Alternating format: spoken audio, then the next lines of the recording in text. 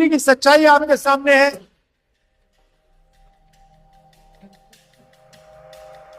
हमें यहाँ पे हर चीज की दिक्कत है, रोड की, पानी की, लाइट की, हर चीज। Is Delhi the worst? Most polluted capital in Delhi. Delhi में रहने वाले हर एक इंसान का 10 से 12 साल कम होता है। इससे बड़ा चैलेंज क्या हो सकता है? दिल्ली विश्वविद्यालय में कितने सारे लोग ग्रेजुएट हो रहे हैं और अपॉर्चुनिटीज है नहीं सर। ये सब लोग उसी नाले के आसपास पूरी विधानसभा बसी हुई है। कहाँ है नाला? दिखाएंगे आपने? अगर हर चीज में जीएसटी है, तेल साबुन में जीएसटी, आटा दाल चावल में जीएसटी, एक बच्चा स्कूल जाता है उसकी कॉपी में जीएसटी, तो आपको इसमें भी टैक्स है। आपके मुताबिक महंगाई क्यों बढ़ी?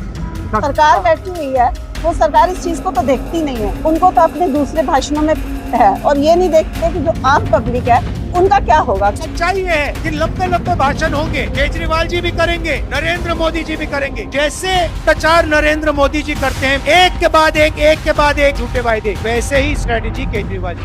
कोई फर्क नहीं है। जो शीला दीक्षित जी ने काम किया था, ना केजरीवाल जी कर सकते हैं, ना बीजेपी कर सकती, कांग्रेस पार्टी कर पाएगी।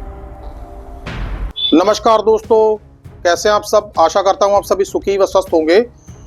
दोस्तों, जैसा कि आप सभी जानते ही हैं कि दिल्ली विधानसभा का चुनाव अब पूरी रफ्तार पकड़ चुका है। दोस्तों, आरोप प्रत्यारोप का दौर शुरू हो चुका है। चाहे आम आदमी पार्टी हो, चाहे हो भारतीय जनता पार्टी या फिर हो कांग्रेस। दोस्तों, तीनों ही पार्टियां एक दूसरे पर आरोप प्रत्यारोप लगाने में पीछे नहीं है। दोस्तों, वहीं अरविंद केजरीवाल अपने कामों को गिनाने में लगे हुए हैं। दोस्तों कि मैंने पिछले 10 सालों में, जब से हम इस सत्ता में हैं, तब से हमने दिल्ली वासियों के लिए क्या काम किया। दोस्तों, वहीं दूसरी ओर कांग्रेस अपने काम गिनाने में लगी हुई है। दोस्तों, क्योंकि जब कांग्रेस की ओर से दिल्ली की मुख्यमंत्री शीला दीक्षित थी, उन्होंने दिल्ली की डेवलपमेंट के लिए क्या क्या काम किए। दोस्तों, कांग्रेस ये सब बताने में जुटी हुई है। दोस्तों, जैसा कि आप सभी जानते ही हैं कि दिल्ली की मुख्यमंत्री शीला दीक्षित लगातार 3 बार मुख्यमंत्री रह चुकी हैं। दोस्तों, और खैर यदि बात की जाए तो उन्होंने काम भी काफी करवाए हैं। दोस्तों, और शायद इन्हीं सब कामों को गिनवाने में कांग्रेस लगी हुई है। दोस्तों, राहुल गांधी लेकिन इन सब चीजों से बिल्कुल अलग चल रहे हैं। दोस्तों, जैसा कि आप सभी जानते हैं कि राहुल गांधी लगातार जनता के बीच में जा रहे हैं, लोगों से मिल रहे हैं। और दोस्तों, राहुल गांधी अब इन चुनावों में पूरी तरह से एक्टिव हो चुके हैं। दोस्तों, हर विधानसभा का दौरा कर रहे हैं और हर इंसान से लगातार मिलते चले जा रहे हैं। और वहां विधानसभा की जो हालत है, हर विधानसभा की हालत को वो जान रहे हैं। दोस्तों, और लोगों से मुलाकात करके उनकी समस्याएं सुन रहे हैं। दोस्तों, लोग जिस तरह से राहुल गांधी से शिकायतें कर रहे हैं कि केजरीवाल ने किस तरीके से काम किया है, क्या नहीं किया है, दोस्तों, वो सब अब राहुल गांधी को एक एक करके अपनी बात बताते जा रहे हैं। दोस्तों, यदि बात की जाए भारतीय जनता पार्टी की, तो भारतीय जनता पार्टी अलग ही तरीके से इस चुनाव में प्रचार करने में जुटी हुई है। दोस्तों, शायद भारतीय जनता पार्टी के पास कहने को कुछ है ही नहीं। और दोस्तों, ये भी बड़ा गजब है कि जब से 2014 में भारतीय जनता पार्टी केंद्र में सत्ता में आई है, दिल्ली की सत्ता तो भारतीय जनता पार्टी को मिली ही नहीं। और दोस्तों, दिल्ली के विधानसभा चुनावों में भारतीय जनता पार्टी को इतनी करारी हार मिली है, वो भी 2 बार। शायद बीजेपी को ये आसानी से पचने वाली बात नहीं है। लेकिन दोस्तों, बात करेंगे घूम फिरकर राहुल गांधी की ही।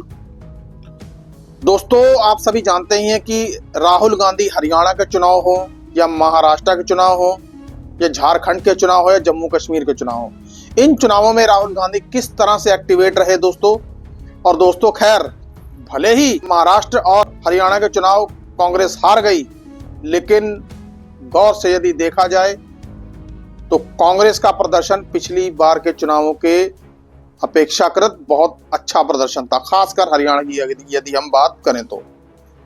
दोस्तों, महाराष्ट्र में तो खैर बीजेपी की सुनामी आ ही चुकी थी। अब वो सुनामी कैसे आई थी या सुनामी लाई गई थी, क्या किया गया था दोस्तों, वो अब बातें हवा हो चुकी हैं दोस्तों। इन सब के ऊपर ना तो कांग्रेस ने कुछ किया और ना ही अन्य विपक्षी दलों ने भी कुछ किया दोस्तों। खैर दोस्तों, बात करते हैं दिल्ली के विधानसभा चुनाव की। दोस्तों, जिस तरह से राहुल गांधी दिल्ली के विधानसभा चुनावों में एक्टिव मोड पर हैं और कांग्रेस अब पूरी तरह से जिंदा हो चुकी है दोस्तों, कांग्रेस की ओर से सुप्रिया श्रीनेत भी पीछे नहीं है दोस्तों। सुप्रिया श्रीनेत ने भी एक प्रेस कॉन्फ्रेंस करते हुए गिरते हुए रुपए को लेकर एक प्रेस कॉन्फ्रेंस की और प्रधानमंत्री नरेंद्र मोदी के ऊपर सीधा सीधा सवाल उठा दिया दोस्तों, सवाल तो पूछा ही जाना चाहिए, क्योंकि केंद्र की सत्ता में आखिरकार कौन है? केंद्र की सत्ता में बीजेपी है और प्रधानमंत्री कौन? नरेंद्र मोदी।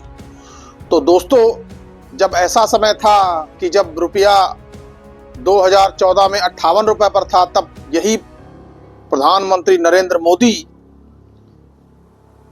किस तरह से भाषण देते थे कि मुझे मालूम है कि रुपया क्यों गिर रहा है या कैसे गिर रहा है दोस्तों। लेकिन आज क्या प्रधानमंत्री नरेंद्र मोदी बता पाएंगे कि रुपया क्यों गिर रहा है और कैसे गिर रहा है दोस्तों? इसी पर प्रेस कॉन्फ्रेंस करते हुए सुप्रिया श्रीनेत ने बहुत कुछ कहा दोस्तों। आइए जरा सुनते हैं दोस्तों। एक बड़े महान अर्थशास्त्री ने कहा था, जैसे जैसे रुपया गिरता है वैसे वैसे प्रधानमंत्री की प्रतिष्ठा भी गिरती है। मेरे सूत्र तो मुझे बता रहे हैं कि प्रधानमंत्री आवास और कार्यालय में बड़ी खुदाई चल रही है। ढूंढा जा रहा है खुदाई कर करके कि कौन से गड्ढे में प्रधानमंत्री की प्रतिष्ठा जाकर घुस गई है। पता नहीं आपके सूत्र आप लोगों को बता रहे हैं कि नहीं बता रहे हैं। रुपया अपने सबसे निचले स्तर पर $1 के मुकाबले, प्लीज चेंज द ग्राफिक, 87 के पार लगाने को बेआबरू है। 86-95 तक आ गया था, फिर थोड़ी विदेशी मुद्रा भंडार को कम किया गया, जैसे तैसे 86-30 पर संभाला गया। लेकिन कुछ ही दिनों और कुछ ही घंटों की बात है, 87 भी पार हो जाएगा। और यहां पर इसलिए यह बात बतानी जरूरी है क्योंकि जब नरेंद्र मोदी इस देश के प्रधानमंत्री बने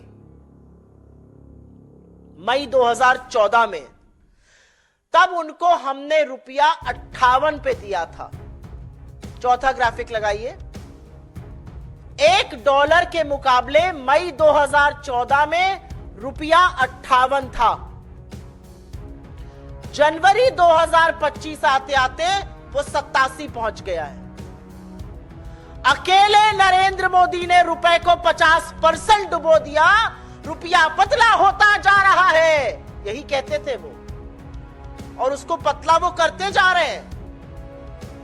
और ये भी कहते थे मैं शासन में बैठा हूं, मैं समझ सकता हूं। अब तो आप प्रधानमंत्री बने बैठे हैं, क्यों नहीं समझ पा रहे हैं? 58 पे रुपया दिया गया, उसको 87 पे पहुंचाया, मतलब 29 रुपए के करीब करीब रुपया गिरा। और 50% डाउन है रुपया नरेंद्र मोदी जी के शासनकाल में। और ऐसा नहीं है कि रुपए को बचाने के लिए कुछ किया नहीं गया, पूरी ताकत लगाई जा रही है आरबीआई की ओर से। विदेशी मुद्रा भंडार, अगला ग्राफिक दिखाया जाए, 5वां। सितंबर 2024 में पीक पर विदेशी मुद्रा भंडार था $704 बिलियन। उसमें से लगभग $80 बिलियन खर्च कर दिया गया कि किसी तरह से तो संभले रुपया, लेकिन वो रस्साकशी चल रही है और रुपया संभल नहीं रहा है। $80 बिलियन खर्च किए गए, मतलब करीब करीब 6,83,000 करोड़ रुपए खर्च किए गए कि रुपया 87 ना पहुंच जाए। लेकिन रुपया तो गिरता ही जा रहा है, गिरता ही जा रहा है और गिरता ही जा रहा है। दोस्तों, कांग्रेस पूरी तरह से अब हमलावर हो चुकी है। कांग्रेस उधर आम आदमी पार्टी के किए हुए कामों के ऊपर खुलासा कर रही है दोस्तों। कई सारी ऐसी बातें हैं जिनको लेकर वो जनता के बीच में गई है। कई मुद्दों पर कांग्रेस ने प्रेस कॉन्फ्रेंस भी की है दोस्तों। अभी कुछ दिन पहले ही अजय माकन और कांग्रेस के अन्य नेताओं ने एक प्रेस कॉन्फ्रेंस की थी। आपका पाप करके कोई कार्यक्रम था दोस्तों। आप जरा खुद सोचिए कि राहुल गांधी ने कांग्रेस के अंदर किस तरह से जान फूंक दी है दोस्तों। यदि गौर से देखा जाए तो कांग्रेस का दिल्ली वाला यूनिट एक तरीके से निष्क्रिय ही पड़ा हुआ था दोस्तों। लेकिन 2024 के जब से लोकसभा चुनाव हुए हैं, राहुल गांधी ने कमान संभाली है, तब से लगता है हर राज्य में अब कांग्रेस धीरे धीरे एक्टिवेट होने लगी है दोस्तों। जिस तरह से कांग्रेस अब लगातार भारतीय जनता पार्टी हो या आम आदमी पार्टी, इनके ऊपर पूरी तरह से हमलावर हो रही है, अपने मुद्दे उठा रही है दोस्तों और जोर शोर से प्रचार में लगी हुई है। स्पेशली राहुल गांधी और प्रियंका गांधी जिस तरीके से लगे हुए हैं, आने वाले दिनों में दिल्ली के विधानसभा चुनावों में कोई बड़ा उलटफेर देखने को मिल सकता है दोस्तों। तब तक हमें इंतजार करना होगा दोस्तों। आज के लिए बस इतना ही। सुखी रहिए, स्वस्थ रहिए। जय हिंद, जय भारत।